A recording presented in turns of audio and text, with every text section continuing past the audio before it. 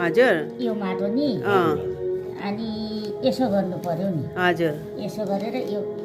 यसरी लानु भएन अनि त्यहाँदेखि यसो त्यहाँदेखि अब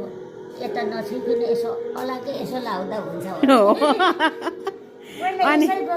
गर्नु त हजुर अब अर्को पनि आमा त्यसै गर्थ्यौँ कहाँ पो सम्म त्यो माटो माटो खोज्नु है आमा यो अब यो यहाँ हाल्नुपर्ने हो नि त्यहाँदेखि यो यसरी नछै यहाँ माथि लानु पर्यो त्यहाँदेखि यसरी ल्याएर यसो गरेपछि यसरी हालिदिनु ढुवाङमा हाल्ने आमा त्यहाँदेखि त सकिगयो ल तर हाम्रो त 7 नम्बरको त्यति भिड हुँदैन हाम्रो स्कुलमा ए नगरपालिकाको चाहिँ 1 नम्बरको हो हाम्रो 7 नम्बर फेरि 11 को कोलोनी छ ए ल ल ए ल ल आमा यति भएपछि सबैजनाले सिक्नुहुन्छ क्या म यो भिडियो लगाइदिन्छु कि आमा हामी त यो बौद्धालीको भोट दिँदाखेरि पनि निर्दल त्यति बेला पनि आमा सानो भएको हो त्यति बेला आमा त नि कहाँ हिँडेर चन्द्रगढी कि कहाँ पुग्नुहुन्थ्यो अरे आमा हामी त्यति बेला चन्द्रगढी होइन तोपगाछी ए तोपगाछी टाढा हो नि त दमकदेखि है हिँडेर जानुपर्ने साई सेनाहरूको बन्दुक सरीको त्यो पनि अब यताउति गर्नु नै हल्ली नै नपाइने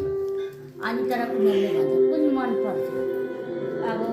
पञ्चतीकालको पहेँलो थियो यो बौद्धालीको हरियो थियो हामीले त हरियो नै लाउनु लगाएर हरियो नै एकदम लगाइराख्यो हरियोले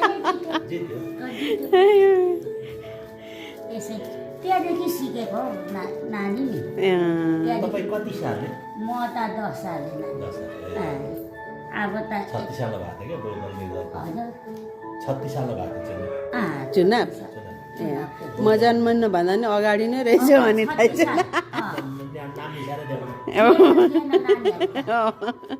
ल ल ल भोट हाल्न पाएको सुनेको क्या ए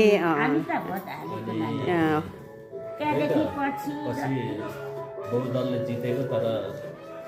भोट जति सबै फला बगाएर निर्दल बनायो ए दलै बिनाको ए जस्तै अब मान्छेहरू पनि दल अनि त्यति बेला बहुदल रुचाएको जनताले बहुदलमा हालेको मत जति सबै बगाइदिएर निर्दल मात्रै राख्यो ए डढाइदियो अरे कसैले भन्थ्यो जस्तै